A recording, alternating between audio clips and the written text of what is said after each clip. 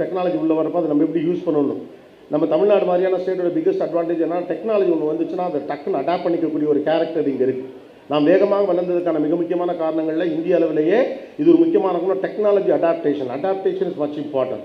Adaptation டெக்னாலஜியில் வரலாம், லைஃப்லேயும் adaptation வரணும். உங்களுக்கு ஏற்றார் போன்ற சூழ்நிலைகளே காலம் முழுக்க உங்களோடு இருக்க வேண்டும் என்று நினைக்காது.